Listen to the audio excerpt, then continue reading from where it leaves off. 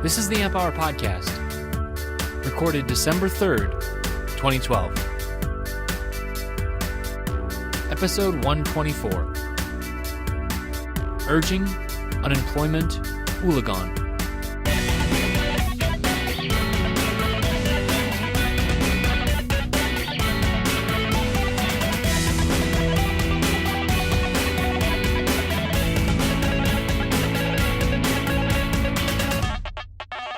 Welcome to the Amp Hour. I'm Dave Jones from the EEV blog. And I'm Chris Gamble of Chip Report TV and Chris Gamble's Analog Life. No other blogs this week? No, nothing new. No, just that, nothing new. Just nothing new at all. Speaking of nothing old new. stuff. Speaking of nothing new, what about, hang on, the Amp Hour news teletype here. Straight hot off the teletype, folks. Oh boy, Press here we release. Tektronix have released a low-cost oscilloscope. Woohoo! Yay! Everyone's getting all excited, and yes, folks, it's still based on the old architecture. You know, a massive 2.5K of sample memory, state of the art. Woohoo! Oh, Dave, they are your whipping boy, aren't they? They are my whipping boy. They're everyone's whipping boy. Yeah. They are. They're copping maybe not flack Alan's, left, right, and centre. But, oh, man, when are they going to come out with something new and competitive? Well, granted, they did with the MDA. That was quite novel. But once again, still based on it was just a spectrum analyzer tacked onto existing slow architecture. Mm. So they're going downhill fast. So there's lots of jokes on the forum and Twitter and stuff about, Tektronix have re-released the Tech 556 or something, Yeah. State-of-the-art tube technology. Oh, dear. Please. Yeah. I was actually rooting through storage at my work, and I found... That's a rude word here in Australia. Rooting. Oh, sorry. Yeah. Like a pig roots for roots, not rooting like... As in, or the garden, like, you root the garden. Yeah, exactly. Right. Not like... right. Yes, sorry. Yeah. Right. Yes. Not So like I was shagging rabbits. my carpet the other day. Right. But I found a bunch of old scopes, old tech scopes, and it's like finding treasure. I love that. Of course. I love finding old gear, and then Yep. you look around and you're like, oh, guess no one's claiming this. I guess it's mine. Not for work. I didn't take it home. I'm just saying, it's nice to have more at your bench as well. It sits in my cubicle, and yeah. Exactly. That's too bad, though, that the, I don't know. It's... Yeah, I know. The market's passed them by, I think. Maybe. Or maybe they are secretly working on shit, but I don't know. I doubt it. I think they're doing it tough. Because they're owned by Danaher. Yes. My old pal. The Danaher system. Yes. Yes. And that brings the us... Danaher way. It's not quite like the HP way. Yes, where does that bring us? To an article. More MBA playbook? More MBA playbook. I swear, I need to trademark this term because I've been seeing it more and more and more. So, guess what the new rule has been written into the MBA playbook. Do you know what that rule is? Tell us. Well, before I don't know. that rule number 67 was right. Outsource everything immediately, as fast as possible. Get your stuff out of any country you happen to be in and get it to Asia. Or, well, low-cost country. That was rule. I thought that was rule 666. Depending if you work in manufacturing or not. Right. So, new article from The Atlantic. They profile GE. And guess what the new brilliant innovation is, Dave?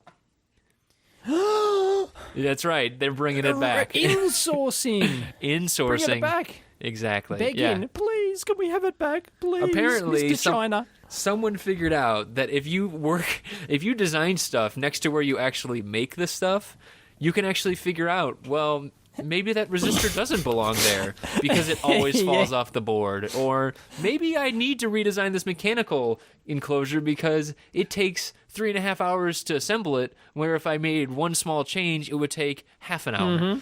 And it's just like... idiots. Like, come on.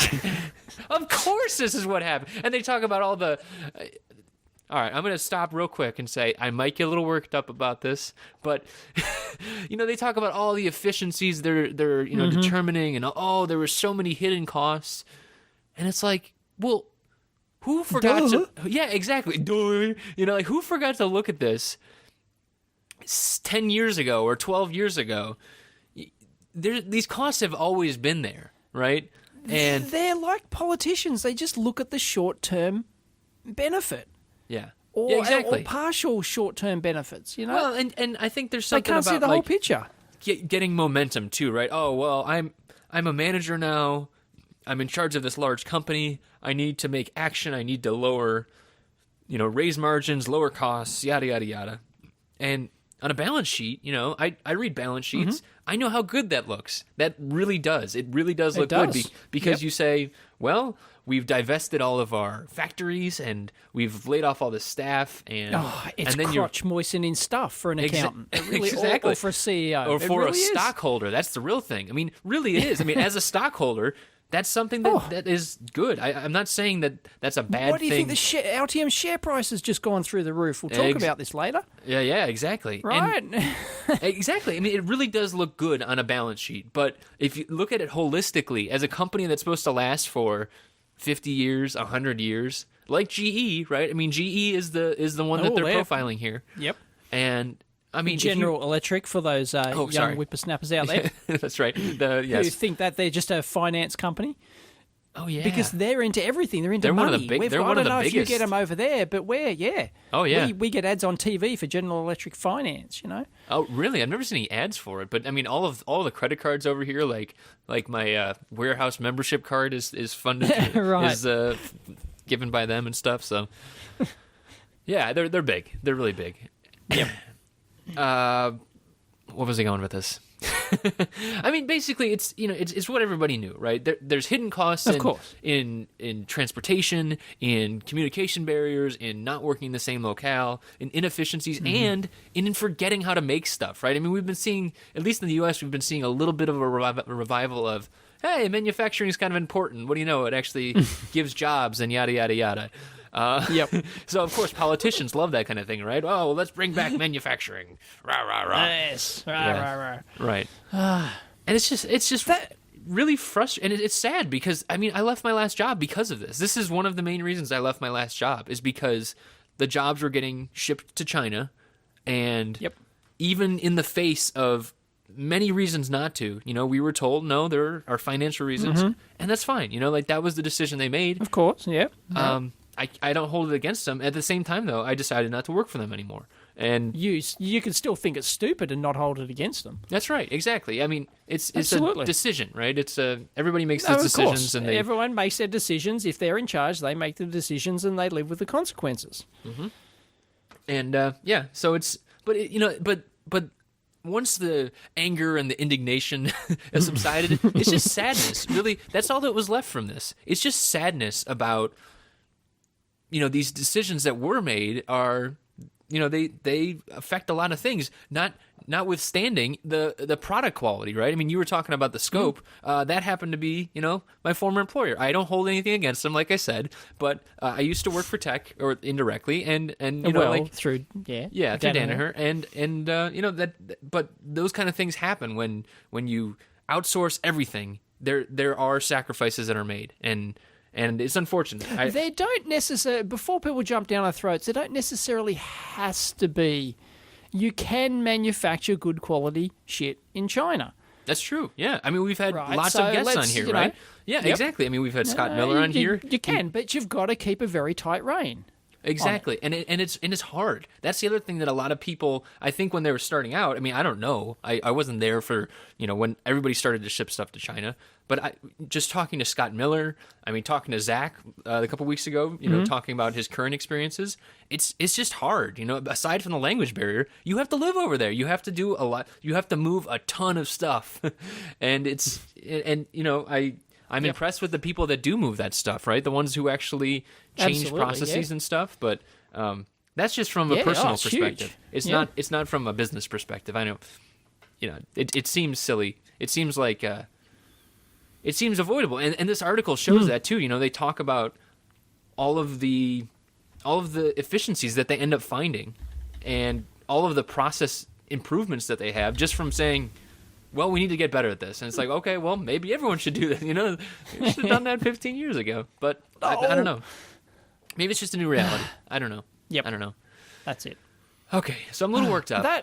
That reminds me of a video I just watched last night, a physics video. We'll have to link it in, where apparently you guys in the US, I'm not sure if it's the same here, so, but apparently you guys in high school, teaching high school physics over there, you guys don't teach any physics beyond, like, they made a point in the video, like 1852 or something. You don't teach anything beyond that.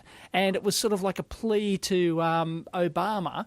It's an open letter. Here it is, open letter to President Obama, a physics education in the US. And it was, about how you got, you don't teach anything new.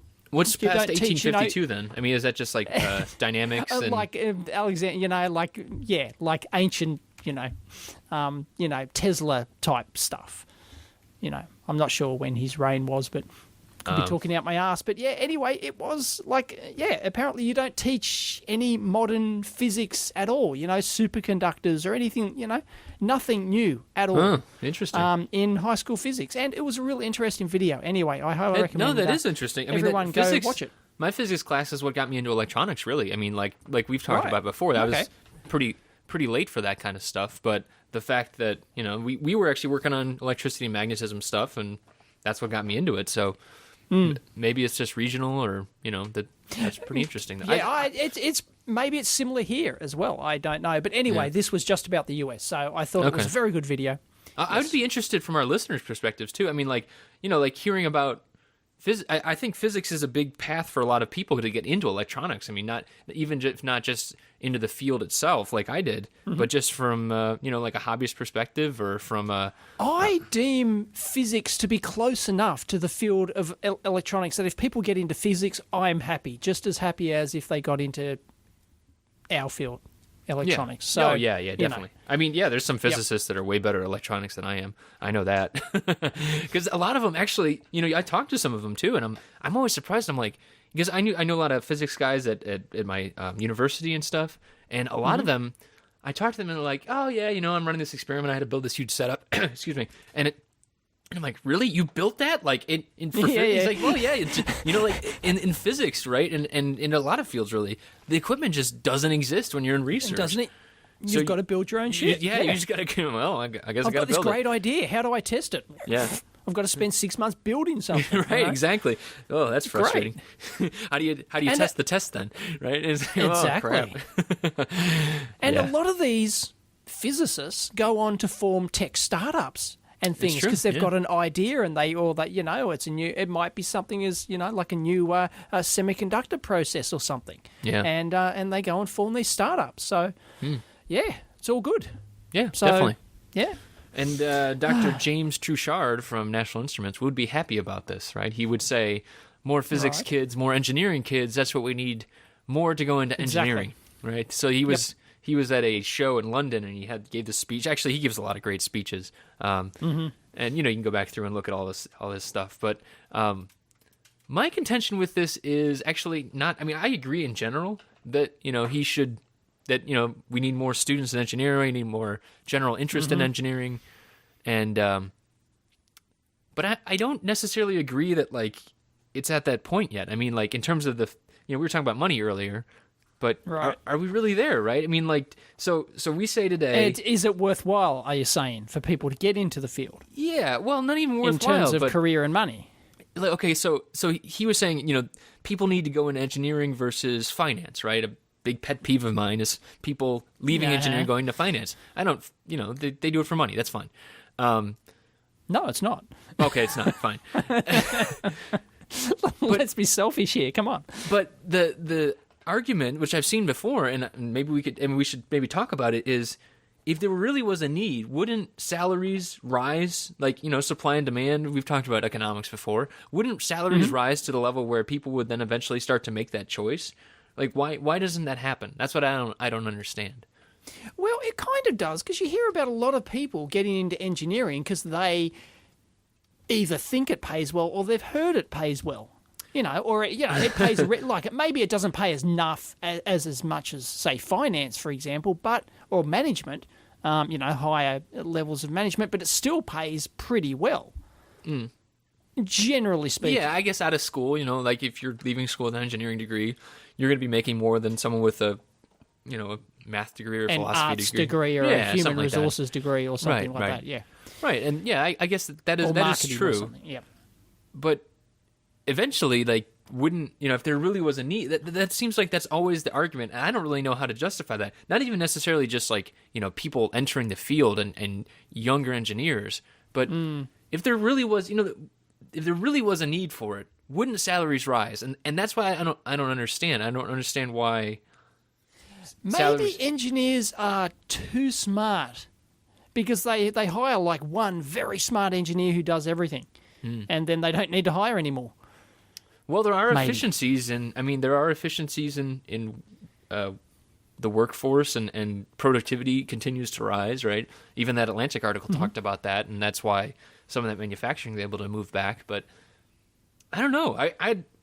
I'm confused about I don't know economics that well, but you don't see like rising salary. Like we haven't really seen rising salaries in a drastic manner since the .com bubble and like the optics, and I'm sure you experienced all that stuff, right? Like all the craziness. Yeah, during the tech boom. Yeah, right. But yeah, there was no during the tech boom. There still was no increase in engineering. It was all in software. Oh, interesting. Yeah, it was because it was that they didn't call it the .com boom for nothing. It wasn't the open source hardware boom. It was the .com boom. Right. There's no electronics boom. That wasn't it. It was software. Oh, interesting. Okay, so maybe it's just we need a hardware boom. Will there be a? We'll see some of it. The hardware startups all over the place. People take it for granted. But think what the buggy, the really annoying thing about hardware. I was going to say buggy. No pun intended, is that it is actually difficult to develop hardware. It's more difficult to develop hardware than it is software. It's costly. It's there's lots of design iterations. It's hard to if you screw something up, you're going to waste a lot of money. All that sort of jazz. Yeah, they call it hardware for a reason. That is true. Yeah, it's hard. Right? Yeah, that's right. Well, it's not hard. It's it's time. It's time and resources and money consuming. Right. To develop hardware. I was talking about this on Twitter with Steve Hofer and a couple other people the other day, and we were kind of going back and forth, and they were comparing software and hardware and stuff, and I said, well, it is getting easier, right? OSH Park and there's all these quick IT studios and all these quick turn board houses and stuff. It's all easy to do. I turned a board. It's easier than ever to produce a world. Yeah, it's easier than ever to produce a world class quality product from your garage. Right, you can exactly. do it. Yeah, but at the same time, Steve made a really good point of, well, yeah, that's true, but it's not as quick as hitting compile, right? And that is ultimately true. It really is. Of course.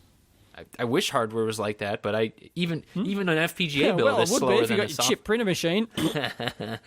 I didn't bring it up. I didn't do it this time. That wasn't me. That was you. Let's not go there. Oh, we can. I got something on the list. Oh, the list is. People keep putting shit on there, and it's this was me. It. This was me. I put this one on there. All right, we're going to it. And it's always this is it. We're going to like it. Okay, here is the only legitimate. Amaze me, dazzle me. The only legitimate thought I've had about chip printing in the past 2 years. I think you've gotten to me finally, but here's the one that I've really thought of. Okay, so Elon Musk has been talking about going to Mars, right? He said he wants to die on Mars, which is, awesome. Oh, really? Okay. Yeah, he wants to start a 80,000 person colony on Mars. He thinks he can do it for $500,000 a person. It's really cool. It's just, we talked 2 weeks ago about dreaming big, right? This is dreaming big. But here's what I'm thinking is, okay, so you're on a flight to Mars, right? You're maybe, you're the first guy, right? You got a crew of 10 and you're flying to Mars, and you're on your 2 year trip. Yeah, you're on it 3 years, I think. I think it's a 3 year trip. Oh, well, it depends on the orbit, yeah. That's true, right, yeah. So you're on a 3 year trip, right? You're with 10 people. You know that until there's going to be some lag once you get there. They're not going to just send someone. They're going to, wait. So you probably have at least, 6 years from launch time before you're going to have anything. So are you going to bring, maybe I'm wrong about this, but are you going to bring enough chips for every possible scenario, right? I don't think you would. This reminds me of, what was that show? Oh, mental blank. It was canned after one season. I loved it. It was where they went back to the age of the dinosaurs and they set up colony. Was it Land of the Lost? No, it's fairly recent. Oh God, it's gonna pop in there shortly. But they had it's exactly the same thing. They had this chip printing machine there that would print out these microchips, and it broke down. And it was the only one. And they go, "Oh no, our chip printing machine broke." We needed to print a chip first, yeah. Oh God. I'll see if I can get the name of that and get the scene if it's uploaded on that YouTube. Would be spectacular. But honestly, this is the first time where I'm really like, okay, you'd really have to do it. And of course, I'm like, well, maybe FPGAs would do it. I don't know. We've talked about that in the past. Yeah, but it's only a couple of, it wouldn't be the end of the world if you didn't go up there without a chip printing machine, right? You just take triple of everything, right? But weight is everything. Right, that's true. I didn't even think. I was just thinking, what if the third chip fails? Right? I mean, so.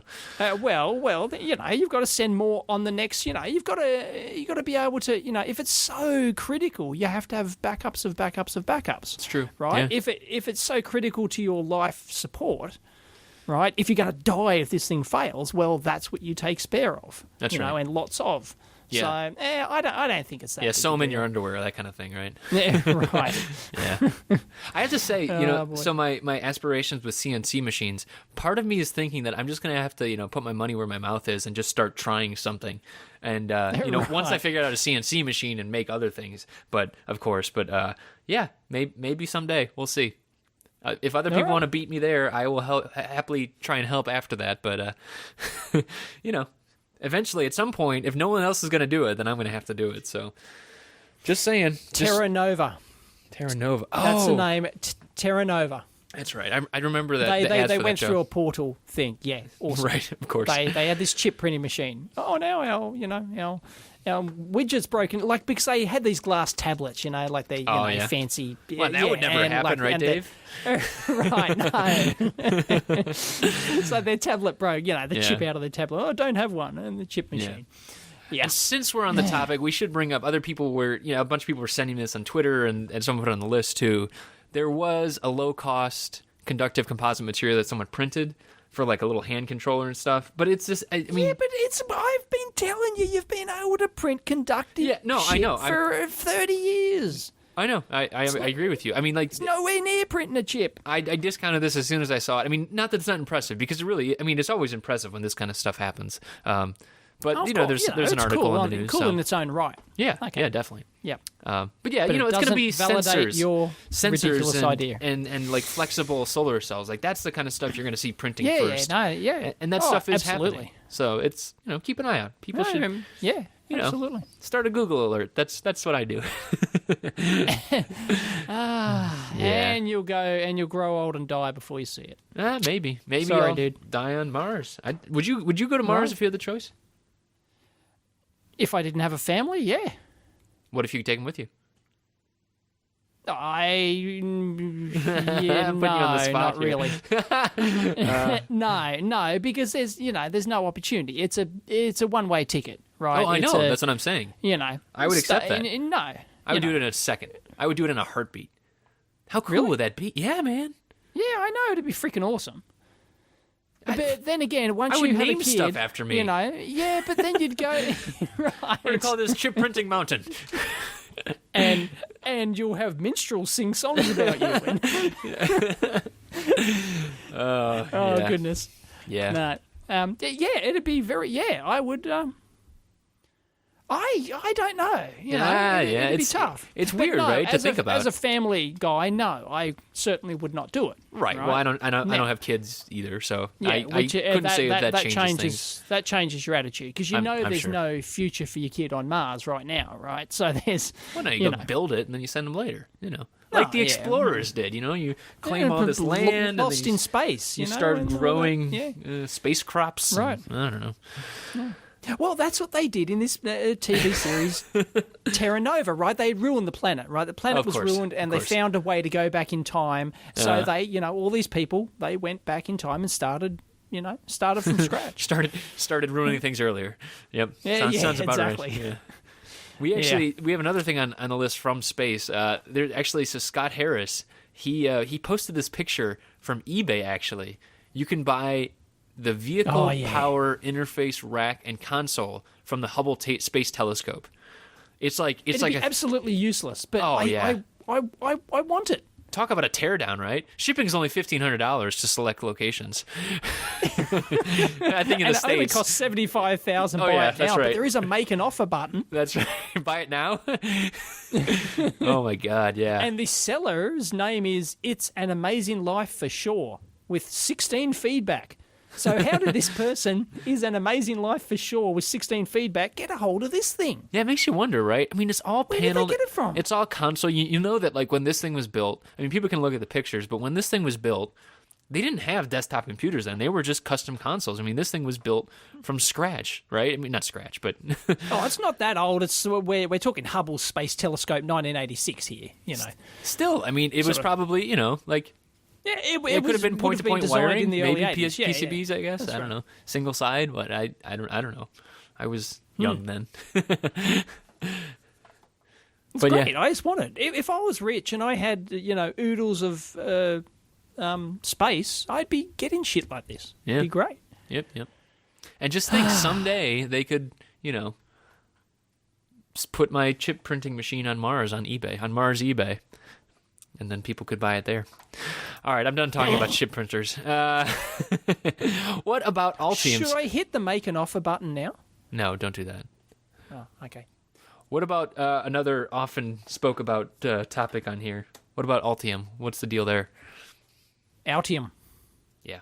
Some people say Altium. I say Altium. That's okay. You work there. Yes, end of an era. It's official for those following along at home. Nick Martin is gone. Gonski. Yeah. It's official. Yes, he is no longer part of the company, has no say in it, in the direction of the company. And, he ruled with an iron fist for, 27 years or something since he founded the company.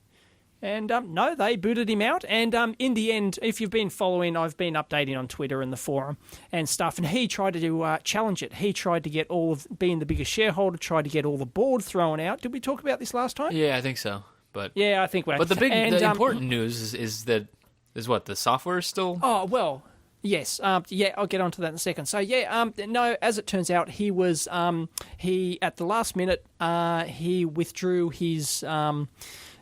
thing for having the board thrown out. He knew he was going to lose, and they took the vote anyway. And it turns out, yes, he lost by a landslide. So he's I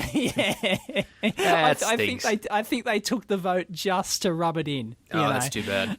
They didn't have to. So they didn't have to take the vote. I have to say, if that was me and I got to that point, I would print up a T-shirt that said, "I started a multi-million-dollar company and all I got was this stinking T-shirt." Was this lousy T-shirt? Yeah, exactly. Anyway, yes, the big news is that, which I'm itching to do a video on. I think Dave's top 5 tips for Altium now that Nick's gone.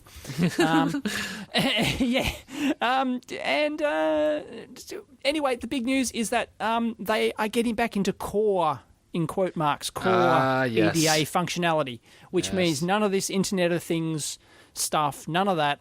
They're still going to do the cloudy type stuff with the libraries and all that sort of stuff. But basically, they're going back to focus on PCB and schematic, basically, and they're still doing the FPGA stuff, but they're going to open that more or something. So, right. Well, that's good. Yeah, I mean, so they're going back to core functionality. I think that's what our listening audience would care most about. I mean, I think we have a lot of Altium users, so that's who cares, right? It is a big deal. Yes, yeah.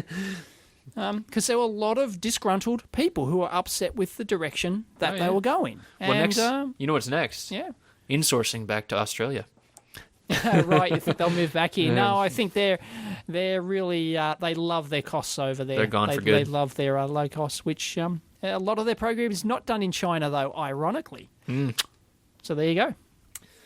Well, people are going to do what they're going to do. Anyway, yes, yeah. Core is another fun MBA thing. MBA, yeah.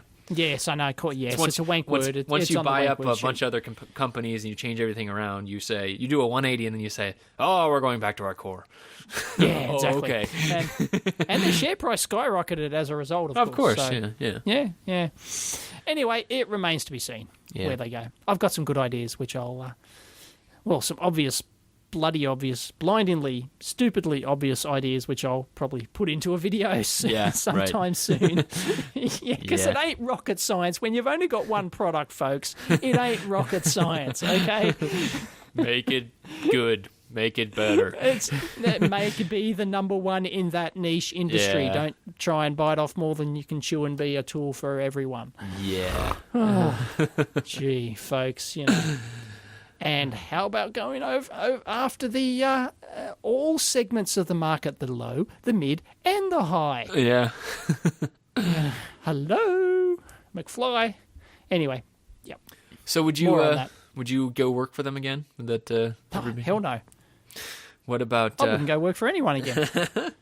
well, there's a interestingly, I saw this article from the what was it, Mercury News? That's the Silicon Valley newspaper. Right. When people are trying to get hired, right? So you're not old, right? But you were older than me, so I get to say that. I am. But people are actually. So we talked about age bias, right, before on this show, and so people are going into interviews now, right? Because there's a lot of aging, but still very smart and employable people out in the Silicon Valley, and they're getting cosmetic surgery now in order when they go into stinking interviews, right? Folks, this is from the Only in America files. I don't know, man. It could happen anywhere. I mean, it's just no. you don't think in 30 or 40 years in China, right? If their economy matures like the US's did, right, in the electronics space, you don't think that people with gray in their temples, or if now granted, people will stay. Well, it's not just the looks. Are you going to start removing your date of birth from your resume? Which I've never had mine on there, by the way. No, you're not supposed to. I've never have had my data. But a lot of people do. A lot of people think that it has to be on there. There are bad things to put on your resume, and that is one of them. That and like your favorite color, and if you're married, and your religion, but and there's just tons math. of things put on there. Yeah, exactly. But you can do the math anyway, right? Because usually you're going to have a chronological work history from when you left your engineering education, right? And yes, another bad thing to put on there, folks, is your high school and primary school, which, what do you call it over there? Elementary school or something? Elementary school. Nobody gives a shit, really. No, definitely not. Right? It just looks pathetic, right? Really. Should we talk about resumes? We never really talk about resumes on here, do we? We don't. There was a thread on the EV blog forum just yesterday about somebody was asked by a recruitment consultant to change their resume to make it more tailored towards this specific job that they wanted.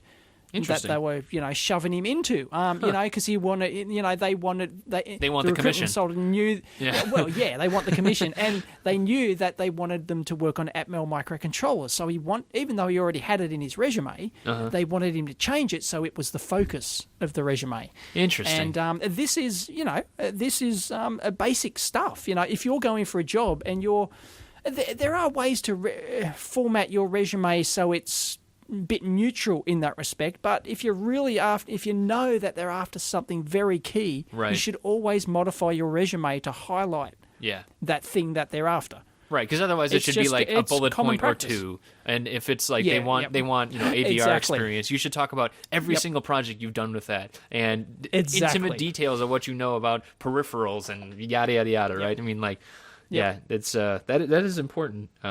Yes. It's annoying, right? It's having to redo that each time. He seemed a bit pissed off because they couldn't provide any details, right? So he asked them for more details and they didn't know, and he said, well, how could I modify it to, without more details? And that's engineering thinking. You need to think more like a marketing person, unfortunately, right? Because you are selling yourself. So how much hiring? Spread the bullshit around. Have you done a lot of hiring in your past? I mean, I don't think you'll have to anymore. I've done my fair share of hiring, for sure. I don't know if I've done a lot. What do you look for? What pops for you?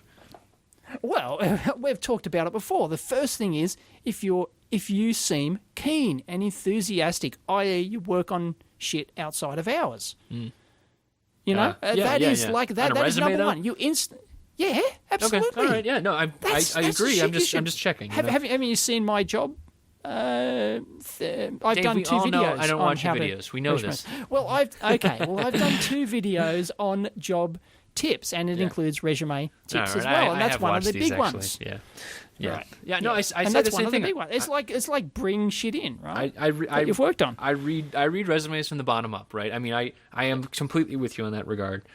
Oh, I don't read them from the bottom up. I read them from the top down, and and it's just immediately, you can smell, a guy like suit and tie bullshit from a mile away, right? If somebody's just a career engineer, kind of, for want of a better term, like they just, it's their day job and they don't really give a shit and they're kind of sort of okay at it, then that's not really the kind of person that I want. I want the enthusiastic person up front. I'm with you too. And the interesting thing is that you read a lot of job like resume tips and stuff, and it talks about you should put how much money you save the company, and maybe this is just me, but I look at that and I'm like, I don't care. I don't know. I don't like that at all. Yeah. No, it's of no relevance to me. Well, but it is give for a people shit that if are you optimize this process to right. I mean, if you're going into if you're trying for like a more higher level, maybe trying to get in a management position, you will put that kind of stuff. But for people I've hired, of course. That's actually bread and butter for your management types. Right. Oh, but of course. I don't if hire you're those going kind of people. or a team leader or something like that. Right. Or Exactly. Possibly managing budgets and that crap. Yeah. Yep. Yeah. No, that's gold for them. Now, what about gives them a hard on? What about resumes? What about websites? I don't know if you would have seen that when you were hiring, but is that a thing? Because a lot of people didn't have their own websites, but occasionally I would get people who have their own websites, and if it's on projects and stuff like that, abso-freaking-lutely, I'm going to go there and check that stuff out. Yeah. Now I will say, and it gets you instantly right up the list. Oh yeah, I love seeing that kind of thing because it kind of puts yourself out there too, right? It says, yeah, all right, this might be kind of risky, but I'm going to say it anyways, right? Because I know you're going to, it's not like, hey, don't check my Facebook page, you'll see bad things. It's like, hey, check out this page. You won't care. After you see this project I did, you won't care what's on my Facebook page. And that's exactly what I want to see. Now, I will say, one of our former guests, I saw his resume a couple weeks ago, and I think it's public, so it's not a big deal, but Jeremy Blum's resume. Yeah, I've seen his resume. That is a badass resume. If people want a good model of what to look for, I mean, granted, he does a lot of stuff in the first place, but in terms of like formatting and everything, if I would have seen that in a stack of resumes, it certainly stands out. It would get you an interview, definitely. Yeah, and one thing that I always regretted is that I listened to one of those career center people at my university, and I had like this idea for like a web diagram, like like one of those thought diagram. Oh yeah, and she's like, oh, this is you'll never get hired like this. And it's like, yeah, I wouldn't have got hired at like Intel or standard like getting forced through a internet filter. But who cares, right? I'm not going for them. I want to go for people who will actually appreciate that kind of stuff. So you don't always listen to just all the if you're reading like a top 10 tips for what your resume should be. Think about it, right? It's like they're doing that for the mass market. If you want to be different, be different. Like sometimes you just got to take a... And different stands plunge out because, look, the sole goal of a resume is to get you in for the interview. That's it. People don't hire based on the resume. No. Right? They hire based on, after they meet you, whether or not they like you. Yeah, if they can stand you. Exactly. If you sit in a room, you sit in one of those little tiny interview rooms for an hour with someone, and you don't, if you don't leave complaining about how bad their breath was or how dull they were, you've got a pretty good shot, So that's all it's good for. Right, so don't sweat it. Just make it unusual, make it stand out. Yeah. Right? Because that's going to get you the interview. Exactly. And the other thing that I should point out is, so I was worried because it wouldn't get through like the filter, right? I saw something the other day that said there was some position for 29,000 people applied for the job, and 0 resumes got through based on the keyword filtering.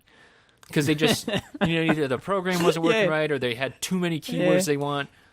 And it's like, you'll hear all these resume tips too about, oh, well, if you see a job posting, make sure you have all of the keywords in there so that it gets through the filter. Here's my tip.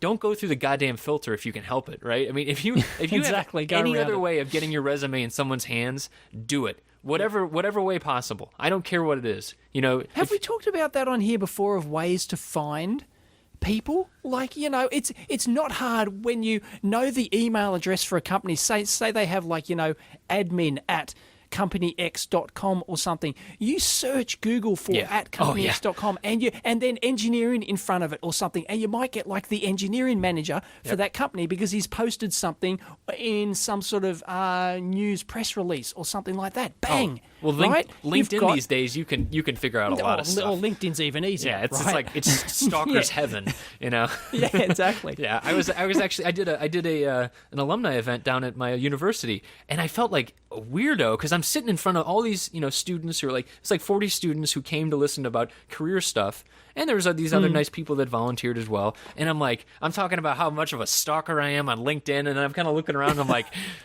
oh, that sounded kind of weird, didn't it? But it's true. And then, it's Exactly. true. You can find out so much, and you don't have to be creepy about it. Don't be creepy about it. Don't say, oh, I like the picture of your dog on your Facebook. No, you don't. You don't actually be a stalker. You just find out, who works there. What are they working on if you can? Yep. Who do you know that's even a third connection to them? That's the real value of it. And, it's but don't be afraid to email them directly. Yeah. And say, hey, look, I found your details. I'm Right. really keen to get, have you got any engineering positions available? You know? Right. And That's it. that is when you show a website, right? I mean, because people are going to respond to a link a lot more than, oh, I got to open a PDF, yada, yada, yada. This should have gone to HR. If you send someone a link instead, I guarantee you send someone a link, they are 10 times more likely to open it than they will be, like a PDF or a Word document. Because it's not like give me a job. It's like, here's the stuff I do. If you're interested later, let's talk. That's the kind of soft sell. That's like a selling technique, right? That is, I don't know. Or you could say, can you give me some advice on this kind of thing, right? This is actually another thing on our list. It's called the Ben Franklin effect. You ever heard of that? No. Do tell. The Ben Franklin effect, or it's also called the foot in the door technique, is basically, if you get someone to do you a small favor, right? So I got Dave to do me a small favor of hosting the first Amp Hour with me, and then he felt obligated. He said, "Well, I did this thing for Chris. It must be because I like him, right?" And granted, this is all in this is a psychological thing. I don't really understand how all of it works, but at the same time, it does work. I mean, this is if people are interested, there's another one of my podcasts, The Engineering Commons, we did a whole episode on influence, and this is like one of the big things. It sounds a little shady, but it's just how humans react. If you get someone to do a small favor for you, they will are more likely to do a second favor for you. This is the basis of every lunch you ever get bought as an engineer by a vendor, right? Yeah. This is awesome. This is the this is their bread and butter. Because it's just human nature. And so it's the same thing with resumes. If you can get that hiring manager to, check out your website and, give some feedback on a project, right? They're going to feel more I don't know. It sounds shady, right? I mean, I'm saying all these kind of shady things, It does sound dodgy, yeah. It does, but it's at the same time, it's just, if you want a job, it's just you got to be enterprising about it. And please, no one email me. I don't want to see. I'm just kidding. Post it to the subreddit so everyone can see it. That's the way to do it. Yeah, there's so many avenues nowadays. The world's completely changed. Yeah. Since when I was looking for jobs. Okay, so when you were looking for your first jobs, what was that like? How about that? Well, I got my first job through I've told the story before. Yeah, I was going through a recruitment. I went through a recruitment consultant. You did? But I didn't know. But I didn't know as I saw an ad in the paper, right? You bought the Saturday paper where all the, because the internet wasn't around here. Like we're talking the late 80s, right? Right. When I got my first job, right? There was no such thing as the bloody internet. Yeah. Or the communications revolution, for goodness sake. Right. And so you bought the Saturday paper. That's where the jobs were. Yeah. And And, and you look through the engineering jobs and, here's an engineering job, blah, blah, blah. Oh, yeah, that sounds interesting. I'll apply for that. Mm-hmm. And I call them up thinking that I'm working for OU Norman, that the company's called OU Norman, because there was no way to research them back then, right? There was no internet, right? It was very difficult. So I thought, okay, it's an engineering company called OU Norman. And they phone them up, tell them about myself, and they go, oh, yeah, it sounds interesting. Come in and talk to us. So I came in there and I walked into the city and I looked at this huge, big 50-story building, and they're up on level 20. I'm going, this doesn't look like they make any shit Yeah, here. right. And, Where's the manufacturing floor? Yeah. And I'm walking through the glass door and I'm going, I see there's a bunch of cubicles, you know, what's going on here? And they must and outsource. they explained to me, I mean, I was only a teenager, right? But that was my first experience. And then he explained the concept of recruitment consultants, and I went, okay, send me to the real company, And even then I kind of rolled my eyes like, oh, you're wasting my time, dude. Right. Why did I have to meet you? Why couldn't you just send me straight to the company, Oh, yeah. Oh, a teenage Dave Jones, I can only imagine. You're right, yeah. Irreverence upon irreverence. Oh, boy. Yep. Yeah. No, it's all changed these days. Be better or worse, though? What do you think? Oh, heaps better. Yeah? A million times better. I don't know, man. Of course. The communications revolution changed everything. I mean, it did, but here's the thing. So the thing that's different is you can't necessarily work your way up like you used to be able to, right? I mean, that was one of the benefits back then. You could start as a tech, and you could end up as an engineer. And these days, not so much, I think. Why not? I mean, I think that's bullshit. If you go to school, but I think a lot of companies just don't do it. There's not as much on-the-job training experience as there used to be, because it's, they basically, companies have said, well, we'll rely on schools to do that for us, even though it's, more of a theoretical side of things. That. But I could be wrong. I don't know. It'd be hard to get data on that. Getting data on that is next to impossible, right? Right. So, yeah. Anyway. Yeah. We had enough? Yeah, I think so. But speaking of school, right, and school projects and stuff, there's actually another thing we have on the list from Mike, who actually works at SparkFun, but he wrote an article on his own blog about the beauty of done, I think it was. Done is beautiful. Sounds rather. Good. Yeah, done is beautiful. Yep. And basically, he knew someone who got in trouble for using an Arduino in a senior project, but that wasn't the focus of the project. Basically, they used it as a means to an end, and then they got in trouble because they used this, they said specifically, no Arduinos allowed, right? It's too easy. Oh, well, there you go, right? Well. Yeah. Well, I mean, yeah, okay, so breaking the rules, but I mean, is that a new reality, right? I mean, like these days, are you going to say, well, you can't use a Raspberry Pi, you can't use an Arduino, you can't use any kind of dev board, you have to go out and lay out your own, micro board. Is that realistic? Why not? If that's the intention and they're the rules, I mean, I don't think that was the project, though. The project was, they were actuating stuff. It was like they were doing something not electronics related, and basically they said you have to do every part of it, including reinventing the wheel. Well, maybe they did that for a reason. I think that's good. That's intentional. If you're forcing people to do a complete engineering project from the ground up, there's lots of value in that. I agree that there's value in it. There's huge value in it. I agree there's value in it, but not always. But here's the quote, not right? Not always, but I don't blame them for doing that. Yeah, I do. Quote. Go ahead. Quote, the professor told me that he does not allow Arduinos to be used on these projects since it makes things too easy. At this level of education, they're supposed to be learning the stuff that Arduino hides from you, which, okay, I can understand that part of it, right? The Well, there you go. End of story.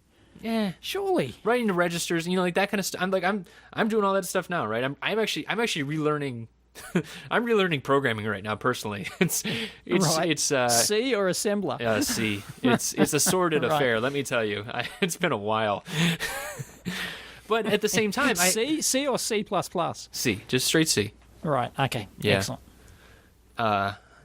Yeah, I don't know, man. The temptation was there. At the same time, I'm just talking to some chips. I'm just talking over SpyBus. And I've got to learn everything else in there. Now, is it necessary for me, right? So someone in my situation... No, of course, you get the job done based on your parameter. It's based on your cost and time targets and everything else. Okay, right? so then why do you constrain? You use whatever you can. Okay, so why do you constrain? Because it was a specific test for a course. No, I don't blame them. It's a capstone. If it's okay, if you say at the beginning of a project, I'm going to do this. I'm going to make, I don't know. I'm going to make a full blown oscilloscope, right? Where does it stop, right? Do you stop by, including the enclosure? Are you allowed to use an off the shelf enclosure?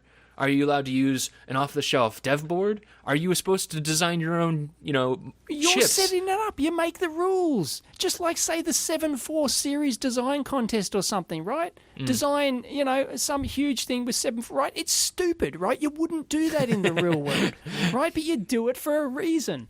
And for that reason, it was cool and it was fun, right, in terms of the contest. For educational purposes, it might be because they're trying to teach you the value of the complete systems engineering from the ground up.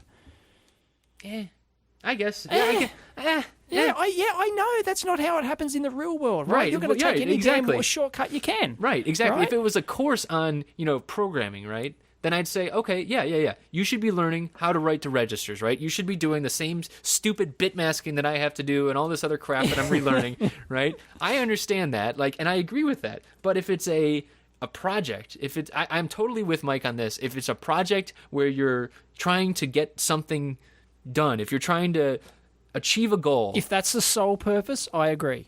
Okay. If the sole purpose is the end result, then I agree you should be able to use any damn means you like. Right. Yep.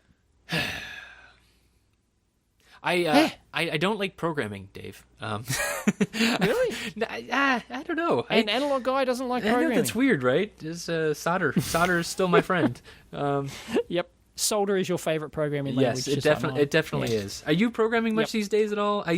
That's the thing. I don't ever I'm do programming it occasionally. Yeah. Well, I just did code the other day for for my little micro supply project. What do you? Is that C as well? C. Yeah. See, here's the problem, and this is maybe always the problem is that. Okay, so I can hack code, I can modify stuff, I can figure my way through at least right now, but man, starting from not even scratch, just there's no examples out there for this thing I'm using, right? So maybe that's a system problem, but I'm locked into the system, right? There are no other options, and it's man, how do people start from scratch, right? I mean, what was that? Well, that's the hardest part of programming. God, it's terrible. When you start there, you type in main bracket. Yeah, right? well, not even that. Just talking to all the peripherals and all the setup files and everything else. Yeah, God, it is terrible. And nothing works. That's the thing about hardware that we talked about at the start of the show, right? Nothing works until you've got almost everything in place. If you can't talk to your LCD, then you can't get data output. Status output. So you've got to get the LCD working first before you can get anything else working. So that's what I'll typically do, right? For this micro. So, for any project that uses it, has a user interface or has an LCD or a display, that's the first thing I'll do is I will get that bit working, because then I can use that to output status stuff that I can use for the rest of the development. Yeah, exactly. Yeah, exactly. Man. Any sort of display is your troubleshooting buddy. That's right. Yeah, LEDs count too, right? or talking back to the terminal. Exactly. Even if it's just a LED, if this LED lights, you've entered this part of the program, and it's working. I mean, it's magical. It is magical when the LED lights. Exactly. Yeah.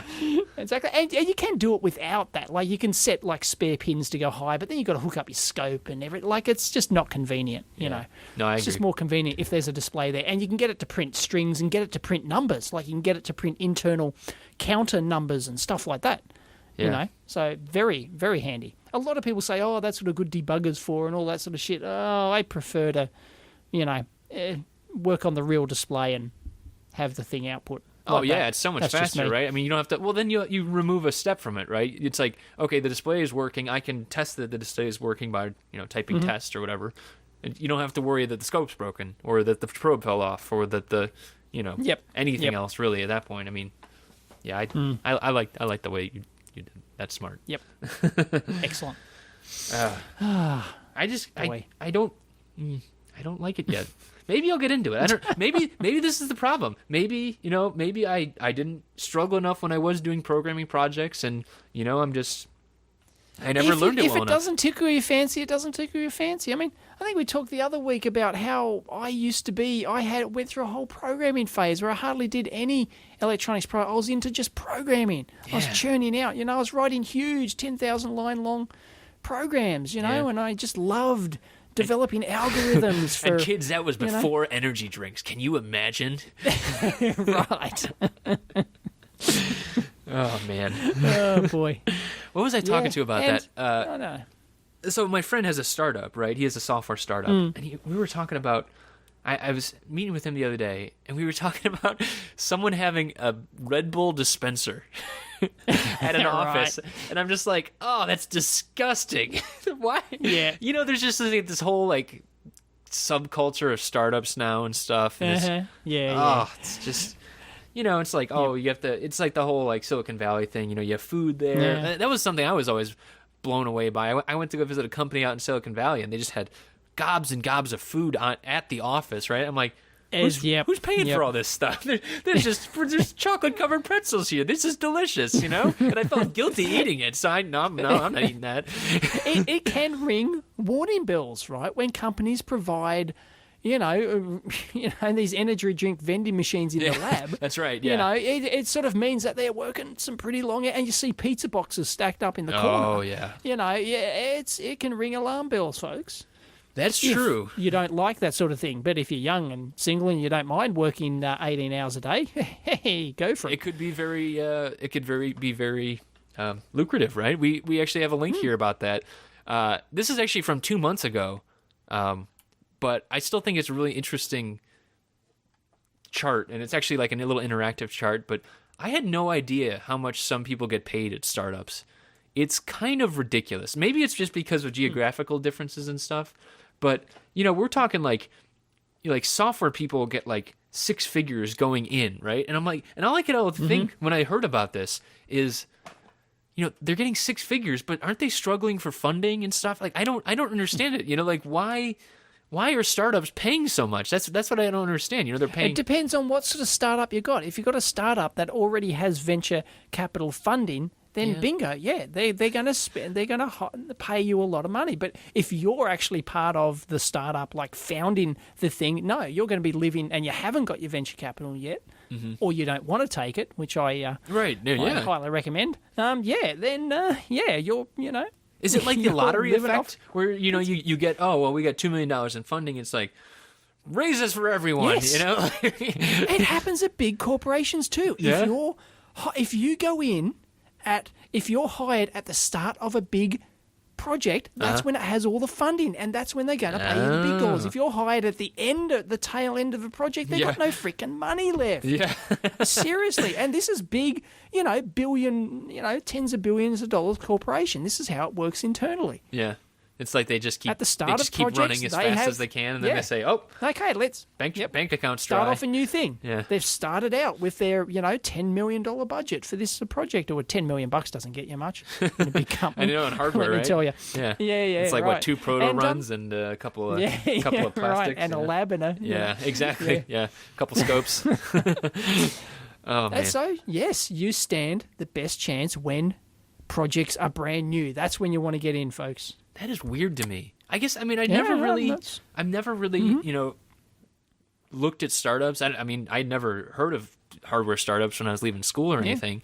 So, I didn't even think about that. I've had to, I've been on the recruitment side of this, and I've had to sit in the interviews with people, look, and when we want them, and we're negotiating, salary and stuff, and we're going, look. Really? Yeah. Oh, wow. Yeah. And we're going, look, it's sorry, dude, it's it's the end of the project. You got here too late. You got here too late. Yeah. This is all we can afford. Go build a time machine, and we'll be able to pay you a lot more. Notwithstanding the time machine, we'll pay more for that. Yeah. And I've had to admit that to people. Sorry, we don't have any budget left. Wow. This is all we can afford. Take it or leave it. I'd love to pay you more and snatch you up, but that's weird. If it means you walk, well, sorry, I don't have that extra $5,000 I can give you. It's just, That's weird. I've Sorry, never how sat about a in free muffin or something. Yeah. I've never sat in a salary. I mean, like, we were talking about hiring earlier, but I've never, it always was, at least in, my experience, it's always like through HR. It's always like, well, we'll call you later. It depends on the company. Yeah. Oh, okay. So like smaller companies. Yep. Yeah. Yep. Yeah, I guess that's. Oh no, it's at larger companies too. Like I've mostly worked at large companies, but it depends on which area of the company you're working in. That's interesting. And if you've got, you can see, because a lot of the time you have your own funding. Oh right? no! As Dave, a budget, right? Were you a manager? No, I wasn't a manager. Well, I've managed my own project It's all been once a lie. where I had my own budget. It's all been a lie. Dave's a manager. Run for your lives. The amp hour's over. The amp hour's over forever. No, I'm just kidding. Oh, that'd be hilarious. Bit of Orson Welles there, folks. Yeah, right? The Martians are coming. Yeah. Soylent Green is it's Elon Musk. PFAS. It's Elon. Bow down. Elon. Oh, man. Oh, boy. I used to manage myself once. Yeah? Oh, weird. Wow, you are because again? everyone knows Dave is unmanageable, so you may as well let him manage himself, Yeah, give him a budget. Tell him to go away. Yeah, give him a budget and go, I've had my own project budgets and everything, So I could afford to buy stuff for my own lab from scratch, And, yeah, that's nice. Yeah. I like that. I hope I get to do that at some point. When you mentioned Elon Musk, this is not really electronic. I guess it's kind of electronics given the nature of the product, but the Model S was released, and that thing is, I think you say it's sex on a stick. I think that's the appropriate term. But they're actually raising the price of it, which is weird. So I know this is a car, but it's an electric car. But just you don't expect to see that in any kind of consumer devices these days, right? They finished this model. But they've done that before. Really? Like what kind of stuff? You're talking about like Tesla? They had to. Tesla. I was talking about that doco. The Revenge of the Electric Car, where he had to go to the owners and say, "Sorry, look, I'm going to have to ask you for more money. Otherwise, we're going to go broke, and you're not going to get your car."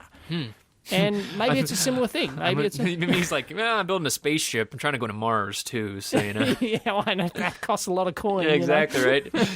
I'm going to. That rocket's not going to build itself. NASA doesn't pay like it used to. I'm getting in at the end of the NASA project here, folks. So they don't pay like they used to. There's no more budget left, folks. Talking about you needed to get in at the Apollo era. That's when you needed to get in. Oh man.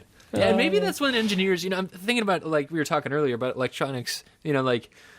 Maybe that's when electronics engineers' salaries were going up like crazy, right? When you had a huge project like that, there was not many people. It was a new field, and that's when the salaries were going through the roof because electronics were so new and there were so few people. Maybe these days, I don't know of any boom in engineering salaries. I don't know of. Well, if you count software, I've never heard of any. I mean, don't know. there was the 70s aerospace stuff. I mean, that ended up crashing eventually. And then, late 60s, early 70s kind of stuff. I mean, there's... Yeah, I can't speak since, before the late 80s. Right. Well, I can't. So maybe some I can't of our... speak before 2006, so... Right. Well, there you go. I'm going off Wikipedia and pulling stuff out of my butt here, But yeah, I can't say I've ever heard of any... boom time in engineering salaries. Yeah, maybe wars. I don't know. Like World War II. Please, maybe. if anyone, Historians out there would be that would be helpful if we had any kind of historical perspective here. So please let us know. Because we do talk out our ass here on the air. We do quite a bit, actually. Yeah. Speaking of enclosures and talking out of them, you had one last thing on here about enclosure design. What's up with that? Oh, enclosure design. I'm trying to select a new enclosure for my micro supply project. I did a recent video that I'm getting back into that now, and it's why are enclosures always the hard part? Because you're an electronics person. That's what it is. Yeah. Actually, so former guest, Zach. Yeah, but no, even if you're not, right? Like, you can either go for an off-the-shelf one, right? And maybe, okay, it's not exactly what you want. It's boring. You're maybe going to have to do some internal wiring, and you've got to design extra boards in there, so there's extra cost. You've got to have a front panel board and a back panel board. And, it may not be ugly, but it's probably extra engineering, right? Yeah, it's extra engineering. And then you get all the people, folks, why don't you 3D print your own case? Yeah, try and put that into mass production. One of them, right? Yeah, one of them, maybe 10, but then you're screwed for mass production. And well, why not laser print a clear acrylic case? Everyone's doing that these days. Mm-hmm. Well, the Those devil's look probably nice. in the detail there as well. I like they those. can look nice. And so I'm trying to come up with, because I've got a form factor in mind, and I can't find an off-the-shelf case this time that really... Maybe you is need to take optimized. the same path that I'm looking at, man. Maybe you got to What's that? learn like metalworking and machining and stuff. I've been reading a lot. This is Well, once again, it's how do you take that volume production at low cost? well, I mean, And by volume production, I'm not talking super high volume. I'm talking like just 10,000. 1,000 or two. Yeah. Or 10,000 over shit, life, that'd right? Be, 10,000 in 10 that'd years. be massive volume, right? Right. I'd be stoked if I sold 10,000. Yeah, but you know what? If you come up with it's called G code for CNC designs, right? I think it is, at least. I'm still learning, folks. But like you could send that to like when I was talking to Zach Hoken, he was talking about just you walk down the street in Shenzhen. And it's just like CNC machine after CNC machine. They all talk G code. You could send them that file, right? That is basically I know, the but step. I don't want to get it made in China. Okay, well I'm then trying to find a avoid machinist that, around there. right? I mean, like you can learn. What's it Well, called? that's what I'm Sheet trying metal, to do, right? I'm trying to come up. Yeah, you can do. Oh, sheet metal. Yeah, let's go make sheet metal I'm cases just like saying, they did for hobby projects. What do you want to do here, man? Okay, so go build a mold. That's your last coming option. Up with some. I'm trying to come up with some innovative ideas. I think you need to learn. You need to learn how to do injection molding. You need to cut some steel, my friend. You need to. It's exciting. I mean, working on plastics, I really like it. I mean, 3D printing is cool, right? But and I like it a lot. But the reason I got into CNCing stuff is because I was doing some stuff at work, and like that stuff is just really cool. I mean, it's just like I don't know. It's just like it's a whole new field for me. So. That's why I keep talking about it. Hope people don't get pissed about it. But or you can stick with what you know, which is part of what I'm thinking of doing. Front panels, PCBs. Well, you can do cases out of PCBs too, folks. Interesting. That's not very sturdy. I guess it's sturdy. I don't know. Yeah, it depends on how you assemble it. What you could do is get really cheap Remember, ones, you can get and you could stack them up, right, and glue them all together like a. You can stack them up, or you can stack them up and bolt them together. And remember, you can get very thick, rigid PCBs if you want. Really? How thick? You don't have to. Yeah. Like you're talking about 2.4 millimeters standard. I was gonna say they're pretty rigid, but you can go for 3.6. Half a meter prepreg inside there and stuff. Right. What we're gonna do is we're gonna take a 1 meter by 1 meter block of FR4 and just put some copper on the outside. We'll just glue it to it. So there's lots of avenues these days, and you can do a combination of these. You can combine PCB stuff with laser cut acrylic, with laser cut aluminium, something like that. Laser cut aluminum, really? Yeah. I never heard of that. I don't know however they cut it. I don't know. Water jet cutting. Yeah, there's a whole exciting field out there. Yeah, I was actually I was complaining about my trials and tribulations learning about the CNC stuff, and someone had a very interesting and woefully obvious suggestion. Why don't you stop by the Cleveland Hackerspace, you idiot? And I'm like, oh yeah, we have one of those. So I'll probably be stopping by there. And that might be a good idea for you too, because you can get some ideas and see what tools are out there, at least in terms of rapid shops and stuff like that. Mm-hmm. Well, good luck, man. It's exciting. It's an exciting world out there, and I'm sure you will document all of it. I will. That's your job. Always do. It is. Yeah. It is my job. Good luck these not days. doing that. Yeah, exactly. Yeah, I get my ass hauled over the coals if I don't. You're right. All right. Well, anything else for this week? No, we're up. All right. Our capacity's done. We are. People can check us out on Twitter, on Facebook, G+, sort of. Or you can review us on iTunes. That's fun, too. If people want to give us a review on iTunes, we love that. Are we a high-capacity discharge radio show? What? We don't seem to have any built-in protection. What? I'm talking batteries here, sorry. Oh, okay. I thought you were talking about like ESD kind of stuff. Like No. You want to start like a whole nother thread right amp now? hour capacity, After I've batteries. already... batteries. As we named our radio show, as the pun on the amp hour. That's what it was. Yeah. I never knew. Yeah, that's... All right, it's folks. coming back now, is it? We'll talk to you next week. Bye.